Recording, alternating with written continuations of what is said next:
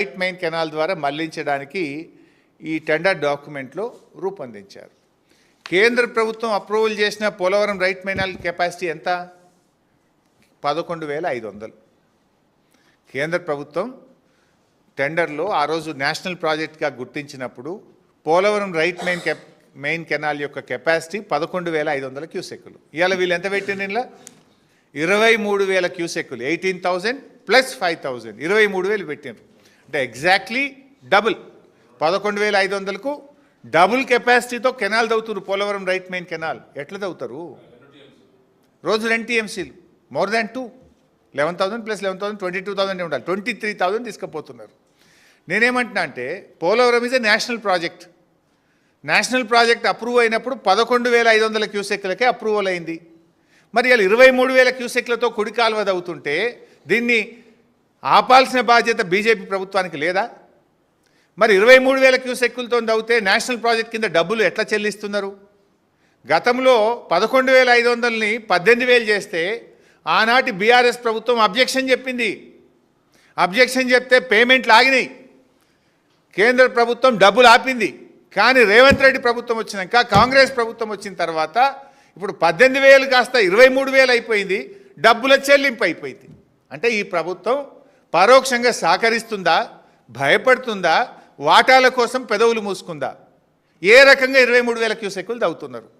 తవ్విన ఆంధ్రప్రదేశ్ది తప్పైతే దానికి సహకరించి బిల్లులు చెల్లించిన బీజేపీ ప్రభుత్వాన్ని కూడా తప్పే కదా. అంటే బీజేపీ ఇటు ఆంధ్రప్రదేశ్ ఇద్దరు కలిసి ఎవరు గొంతు నొక్కుతున్నారు? తెలంగాణ గొంతు విసుకుతున్నారు. తెలంగాణ గొంతు విసుకుతుంటే ఈ రాష్ట్రంలో అధికారంలో ఉన్న ప్రభుత్వం ఎందుకు నోరు మూసుకుంది అని నేను అడుగుతా ఉన్నా. ఇది ఎక్కడి నియమ నిబంధనలు? మరి ఏ రకంగా ఇలా కేంద్ర ప్రభుత్వం కళ్ళు మూసుకుంది? పోలవరం ప్రాజెక్ట్ అథారిటీ ఏం చేస్తుంది? సెంట్రల్ వాటర్ కమిషన్ ఏం చేస్తుంది? ఇవాళ అడ్డగోలుగా నీళ్లు తవ్వుకపోతుంటే, ఇష్టమున్న సైజుల్లో కెనాళ్ళు తవ్వుతుంటే ఆ కేంద్రం పట్టించుకోదు. ముఖ్యంగా నష్టపోతున్న తెలంగాణ కదా గొంతు విప్పాల్సింది. అవసరమైతే న్యాయబద్ధంగా పోరాడాలి. నీకు ఒకవేళ కేంద్రం సహకరించకపోతే సుప్రీంకోర్టుకు పో.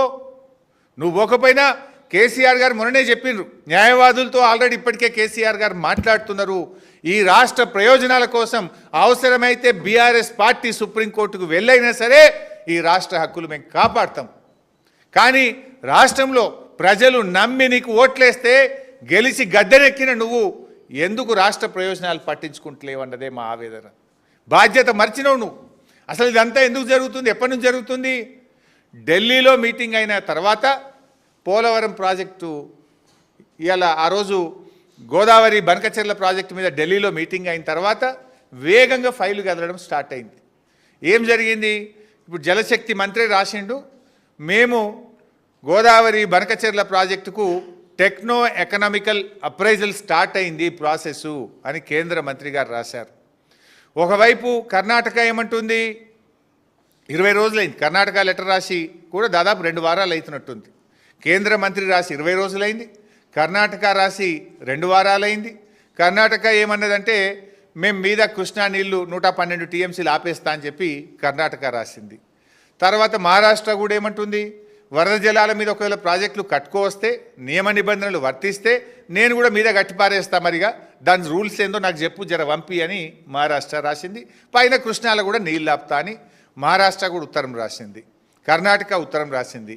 కేంద్ర మంత్రి ఉత్తరం రాసిండ్రు. ఇంకోవైపు ఆంధ్రప్రదేశ్ డిపిఆర్ తయారు చేయడానికి టెండర్లు పిలిచారు. దీంతో పాటు ఇంత మూమెంట్ జరుగుతుంటే సర్వస్వం తెలంగాణ అటు గోదావరిలో నష్టపోతుంది, ఇటు కృష్ణాలో నష్టపోతుంది. సర్వస్వం నష్టపోతుంటే కూడా ఇవాళ అడ్డుకోవాల్సినటువంటి రేవంత్ రెడ్డి ప్రభుత్వం నిమ్మకు నీరెత్తినట్లున్నది. ఇంత వేగంగా పరిణామాలు జరుగుతున్నాయి. కర్ణాటక ఒకవైపు, మహారాష్ట్ర ఒకవైపు, కేంద్ర జలశక్తిలో ప్రాజెక్ట్ అప్రైజల్ ఒకవైపు జరుగుతూ ఉంది. ఇంత ఫాస్ట్గా ఒకవైపు ఆంధ్రప్రదేశ్ డిపిఆర్ టెండర్ పిలిచింది. ఇంత జరిగినా ఇవాళ పట్టించుకున్నటువంటి పరిస్థితి లేదు. ఇవాళ తెలంగాణ పరిస్థితి ఏమైపోతుంది? కింద పోతుంది, మీద పోతుంది. మీద కృష్ణా నీళ్ళు బయటట్టున్నాయి, కింద గోదావరి నీళ్ళు బయటట్టున్నాయి. మధ్యలో నలిగిపోయే పరిస్థితి ఉన్నది. వరద జలాల మాట దేవుడెరుగు, నికర జలాలు బయటట్టున్నాయి, ఉన్న నీళ్ళు బయటట్టున్నాయి. ఉన్న నీళ్ళు బయటట్టున్నా నిమ్మకు నీరెత్తినట్లు రేవంత్ రెడ్డి ఉన్నాడు.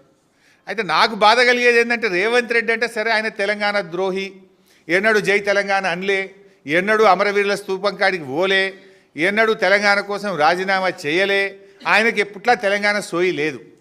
మరి ఉత్తమ్ కుమార్ రెడ్డి ఇంకెవరన్నా ఈ క్యాబినెట్లో తెలంగాణ సోయి ఉన్నోడు ఒక్కడన్నా లేడా? తెలంగాణ నీళ్ళ గురించి ఆలోచించే వాళ్ళు ఈ క్యాబినెట్లో లేరా?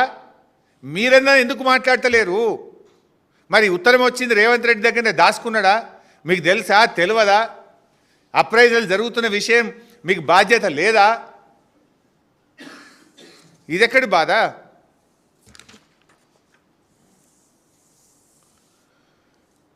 ఇవాళ ముందు నుంచి చెప్తున్నాం మేము.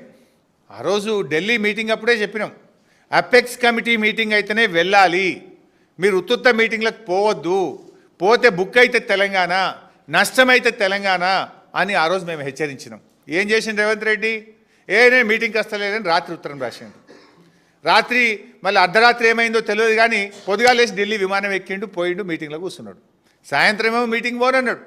పొద్దుకి మరి ఏం జరిగిందో తెలియదు కానీ పొద్దుగాల విమానం ఎక్కిండు, పోయిండు, ఢిల్లీలో మీటింగ్లో కూర్చున్నాడు. మీటింగ్లో ఒకవేళ బయటకు వచ్చినాక ఏమన్నాడు? ఆడ అసలు బంకచర్ల ముచ్చట్నే రాలే, బంకచర్ల మీద మీ ఎజెండాలనే లేదు, బంకచర్ల ఒప్పుకునేది ఎక్కడిది? ఎజెండాలు ఉంటే కదా ఒప్పుకునేది, ఎజెండాలనే లేదు అని రేవంత్ రెడ్డి మాట్లాడిండు. మేము బీఆర్ఎస్ పార్టీ అన్ని బయట పెట్టినాం. బనకచర్ల ఎజెండా కాపీ బయట పెట్టినాం. ఆ నిమ్మల రమానాయుడు ఆంధ్రప్రదేశ్ నీళ్ల మంత్రి బయటకు వచ్చి కుండబద్దలు కొట్టిండు. ఒక్కసారి